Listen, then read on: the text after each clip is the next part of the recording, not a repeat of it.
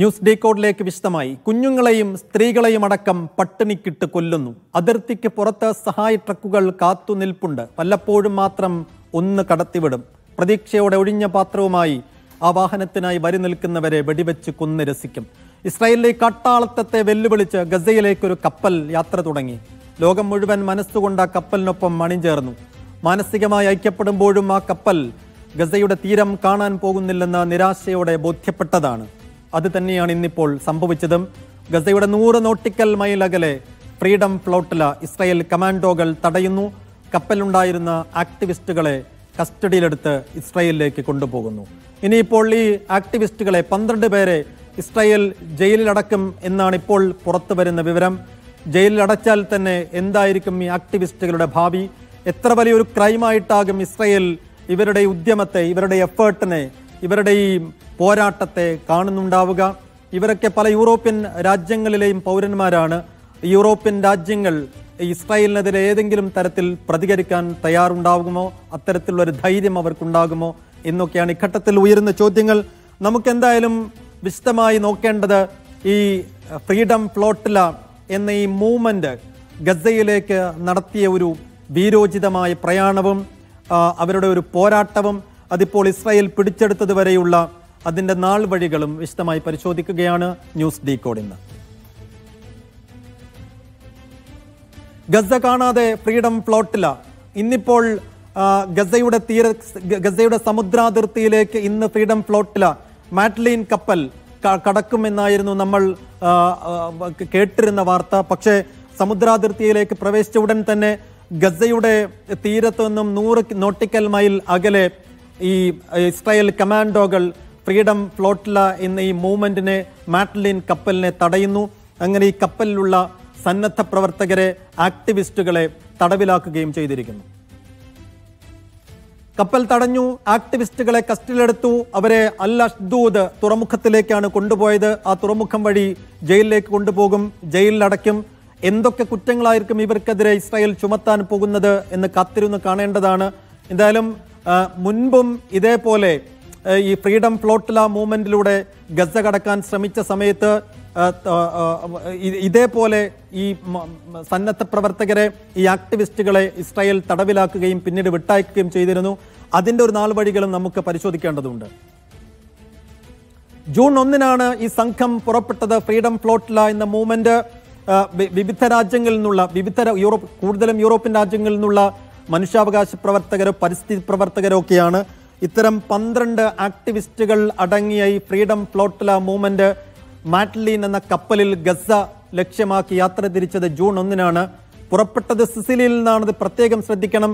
ഇറ്റലിയിലെ സിസിലിയിൽ നിന്നാണ് ഈ കപ്പൽ യാത്ര തിരിച്ചത് എന്നത് പ്രത്യേകം ശ്രദ്ധിക്കേണ്ട കാര്യമാണ്. 12 ആക്ടിവിസ്റ്റുകളാണ് അതിനകത്തുണ്ടായിരുന്നത്. അവർ ആരൊക്കെയാണെന്നാണ് ഇനി നമ്മൾ പരിശോധിക്കുന്നത്. ഒന്നാമത്തെ ഇതിന് നേതൃത്വം നൽകിയ ഗ്രെറ്റ തുംബർഗ്, സ്വീഡിഷ് പരിസ്ഥിതി പ്രവർത്തകയാണ്. ഗ്രെറ്റ തുംബർഗാണ് ഇതിന് നേതൃത്വം നൽകിയത്. ഇനി രണ്ടാമത്തെയാൾ ആരാണെന്ന് നോക്കാം. ബാപ്റ്റിസ്റ്റ് ആന്ദ്രേ, ഫ്രഞ്ച് ഡോക്ടറാണ്, ആക്ടിവിസ്റ്റാണ്, ഫ്രഞ്ച് പൗരനാണ്. ഈ ബാപ്റ്റിസ്റ്റ് ആന്ദ്രേ ആയിരുന്നു രണ്ടാമത്തെയാൾ. മാർക്ക് വാൻ റന്നസ്, ഡച്ച് പരിസ്ഥിതി പ്രവർത്തകനാണ് മാർക്ക് വാൻ റന്നസ്. നാലാമത്തെയാൾ പാസ്കൽ റെയ്മണ്ട് മോരിയോസ്, ഫ്രഞ്ച് പരിസ്ഥിതി പ്രവർത്തകരാണ്. കൂടുതലും ഇത് 12 പേരിൽ 11 പേരും പരിസ്ഥിതി പ്രവർത്തകരാണ്, ക്ലൈമറ്റ് ആക്ടിവിസ്റ്റുകളാണെന്നുള്ളതാണ് ശ്രദ്ധേയമായ കാര്യം. അഞ്ചാമത്തെയാൾ റബ വിയാഡ്, അതായത് ഫ്രഞ്ച് പരിസ്ഥിതി പ്രവർത്തകനാണ്. ഇനി ആറാമത്തെയാളെ നോക്കാം. റിമ ഹസൻ, ഫ്രഞ്ച് ഫലസ്തീനിയൻ രാഷ്ട്രീയ പ്രവർത്തകയാണ്. അവർ പാർലമെന്റ് അംഗം കൂടിയാണ് ഫ്രാൻസിലെ. റിമ ഹസനാണ് ആറാമത്തെയാൾ. ഇനി മറ്റൊരാളെ നോക്കാം. സെർജിയോ ടൊറീബിയോ, അദ്ദേഹം സ്പെയിനിൽ നിന്നുള്ള ആക്ടിവിസ്റ്റാണ്, സ്പാനിഷ് ആക്ടിവിസ്റ്റാണ് ഈ സെർജിയോ ടൊറീബിയോ. ഇനി അടുത്തയാൾ തുർക്കിയിൽ നിന്നുള്ള തുർക്കിഷ് ആക്ടിവിസ്റ്റായ ഷുഹൈബ് ഉറുദുവാണ് എട്ടാമൻ. ഇനി ലാറ്റിൻ അമേരിക്കയിൽ നിന്നുള്ള ഒരു ആക്ടിവിസ്റ്റാണ് ആ കപ്പലുണ്ടായിരുന്നത്. ബ്രസീലിൽ നിന്നുള്ള ആക്ടിവിസ്റ്റായ തിയാഗോ ആവില, അദ്ദേഹം ഒരു പരിസ്ഥിതി പ്രവർത്തകനാണ്. ഇനി ഫ്രഞ്ച് പരിസ്ഥിതി പ്രവർത്തകനായ യാനിസ് മുഹമ്മദിയും ആ കപ്പലുണ്ടായിരുന്ന മറ്റൊരാളാണ്. ഇനിയുള്ളത് തുർക്കിയിൽ നിന്ന് തന്നെയുള്ള മറ്റൊരു പരിസ്ഥിതി പ്രവർത്തകനാണ് യാസമിൻ അക്കാർ ആയിരുന്നു മറ്റൊരാൾ. ഇത്രയും ഇങ്ങനെയുള്ള 12 ആക്ടിവിസ്റ്റുകളായിരുന്നു, പരിസ്ഥിതി പ്രവർത്തകരായിരുന്നു ഈ ഫ്രീഡം ഫ്ലോട്ടില എന്ന മൂവ്മെന്റ് വഴി മാഡ്ലിൻ കപ്പലിൽ ഉണ്ടായിരുന്നത്. അവരാണ് ഈ ഗസയിലേക്കുള്ള സഹായ വസ്തുക്കൾ നിറച്ച ഈ കപ്പലുമായി ഗസയിലേക്ക് യാത്ര തിരിച്ചത്. പക്ഷേ ഗസയുടെ 100 നോട്ടിക്കൽ മൈൽ അകലെ വെച്ച് കപ്പൽ തടയുന്നതും ഇസ്രായേൽ കമാൻഡോകൾ അവരെ തടവിലാക്കുന്നതുമാണ് നമ്മൾ കാണുന്നത്. ഇനി കുറെ കൂടി വിശദമായി നമുക്ക് വരാം. എന്താണ് ഈ ഫ്രീഡം ഫ്ലോട്ടില മൂവ്മെന്റ് എന്നുള്ളതാണ് നമ്മൾ വിശദമാക്കുന്നത്. ഫ്രീഡം ഫ്ലോട്ടില മൂവ്മെന്റ് എന്നത് ഈ എപ്പോഴൊക്കെ ഗസയിൽ ഇസ്രായേൽ ഉപരോധം തീർക്കുന്നുവോ ആ സമയത്തൊക്കെ ഗസയിലേക്ക് മാനുഷിക സഹായം എത്തിക്കുക എന്ന ലക്ഷ്യവുമായി ഗസയ്ക്ക് ഐക്യദാർഢ്യം പ്രഖ്യാപിച്ചുകൊണ്ട് ഇസ്രായേലിന്റെ ഈ അധിനിവേശ ഭീകരതയ്ക്കെതിരെയുള്ള പോരാട്ടം എന്ന ഒരു ലക്ഷ്യവുമായി പ്രവർത്തിക്കുന്ന ഒരു മൂവ്മെന്റാണ് ഈ ഫ്രീഡം ഫ്ലോട്ടില മൂവ്മെന്റ്. യഥാർത്ഥത്തിൽ ഈ ഫ്രീഡം ഫ്ലോട്ടില മൂവ്മെന്റ് ഇത് ആദ്യത്തെ ഒരു സംഗതിയല്ല. 2010 അത് രൂപം കൊണ്ടത്. 2010 ആദ്യഘട്ടത്തിൽ ആദ്യ യാത്രയിൽ തന്നെ വലിയ അതിക്രമം വലിയ ആക്രമണം ഇസ്രായേലിന്റെ ഭാഗത്ത് നേരിടേണ്ടി വരുന്നു. ഇസ്രായേലിൽ ഈ കപ്പൽ പടയെ റെയ്ഡ് ചെയ്യുന്നു. അതിലുണ്ടായിരുന്ന 9ഓളം ആക്ടിവിസ്റ്റുകളെ കൊലപ്പെടുത്തുന്നു. ഇസ്രായേലിനെതിരെ വലിയ തോതിലുള്ള അമർഷവും ഇസ്രായേലിനെതിരെ വലിയ തോതിലുള്ള രോഷവും ആഗോളതലത്തിൽ തന്നെ അന്നുണ്ടായിരുന്നു. ഒരു അന്നത്തെ ഫ്രീ ഗസ മൂവ്മെന്റും ഒപ്പം തുർക്കിയിൽ നിന്നുള്ള ഫ്രീഡം ആൻഡ് ഹ്യൂമാനിറ്റേറിയൻ റിലീഫ് എന്നീ 2 സംഘടനകൾ കൂടിയാണ് ഈ ഫ്രീഡം ഫ്ലോട്ടിലേക്ക് അന്ന് രൂപം നൽകിയത്. അന്ന് തുർക്കിയും ഇസ്രായേലും തമ്മിലുള്ള ഒരു വലിയ ഏറ്റുമുട്ടലിനൊക്കെ ഇത് കാരണമായതാണ്. ആക്ടിവിസ്റ്റുകളെ കൊലപ്പെടുത്തുന്നതാണ് അന്ന് 2010 നമ്മൾ കണ്ടത്. പിന്നീട് ഈ ഫ്രീഡം ഫ്ലോട്ടില മൂവ്മെന്റിന് എന്ത് സംഭവിച്ചു നോക്കാം.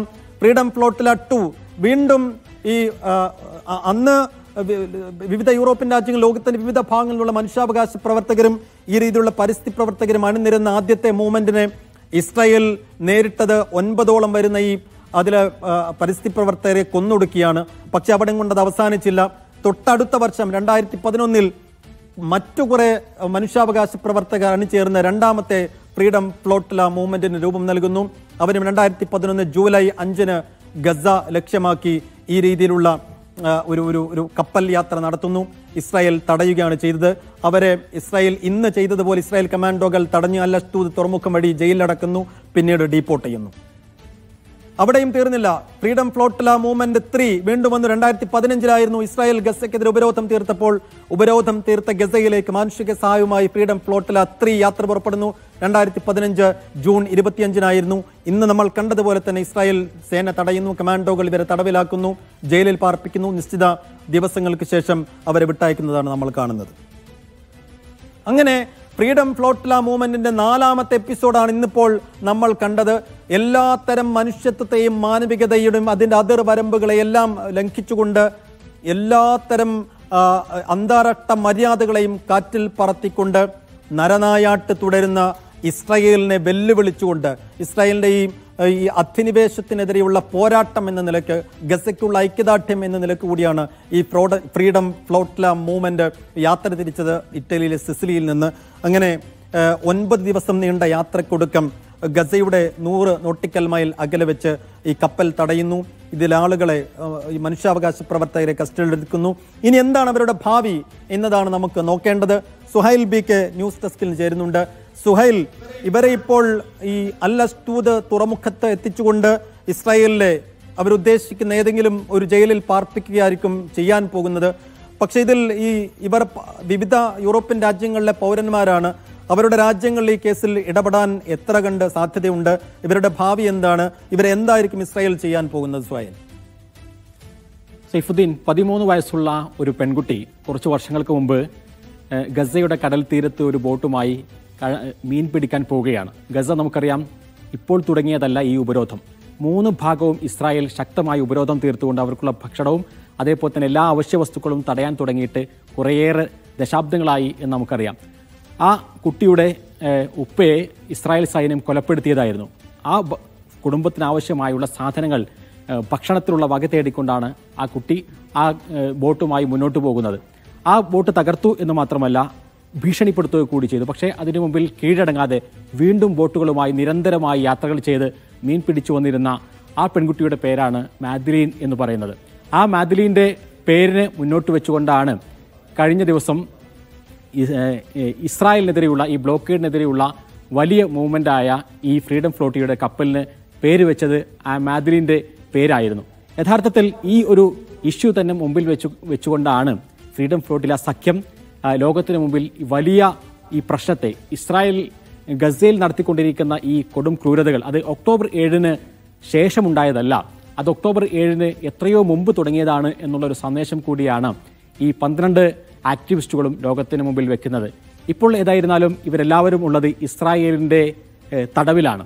ഇസ്രായേലിൻ്റെ ഒരു പ്രത്യേക ജയിലിൻ്റെ സെല്ലുകളിലേക്ക് ഇവരെ മാറ്റണം എന്നുള്ളതാണ് അവിടെ ഈ തീവ്ര വലതുപക്ഷ മന്ത്രിയായ ഇറ്റാമർ ബെൻഗവിർ പറഞ്ഞത്. നേരത്തെ ഇസ്രായേലിൻ്റെ വിദേശകാര്യമന്ത്രി അടക്കം പറഞ്ഞത് ഒക്ടോബർ 7 എന്താണ് എന്നുള്ളൊരു ചിത്രം, ഒരു ഡോക്യുമെൻ്ററി അവരെ കാണിച്ചതിന് ശേഷം അവരെ ഞങ്ങൾ അവരുടെ നാട്ടിലേക്ക് തിരിച്ചയക്കും എന്നാണ് പറഞ്ഞിരുന്നതെങ്കിൽ ഇപ്പോൾ അവരെ ക്രൂരമായ ചില പീഡനങ്ങൾക്ക് വിധേയമാക്കുന്നു എന്നാണ് നമുക്ക് മനസ്സിലാക്കാൻ സാധിക്കുന്നത്.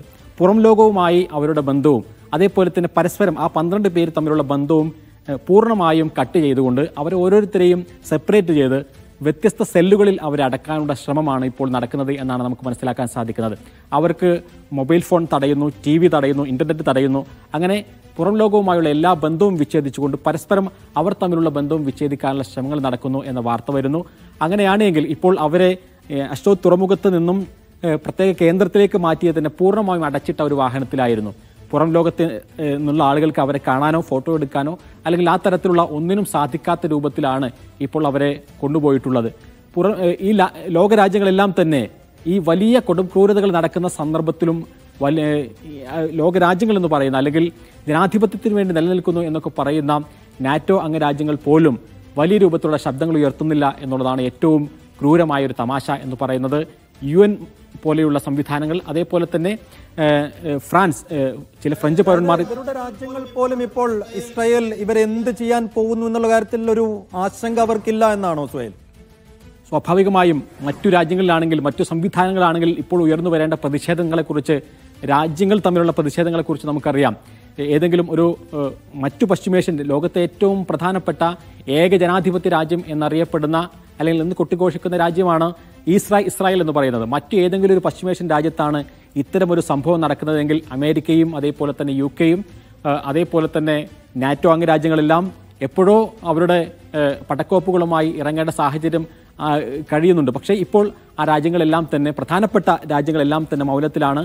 പക്ഷേ അവിടെയൊക്കെയുള്ള ജനങ്ങൾ ഇപ്പോഴും സോഷ്യൽ മീഡിയയിലൂടെയും അല്ലാതെയും ഈ ഫ്രീഡം ഫ്ലോട്ടില സഖ്യത്തിനു വേണ്ടി സംസാരിച്ചു കൊണ്ടിരിക്കുന്നു. ആ സംസാരത്തിൽ തന്നെയാണ് യഥാർത്ഥത്തിൽ ഇസ്രായേൽ ഭയപ്പെടുന്നത്.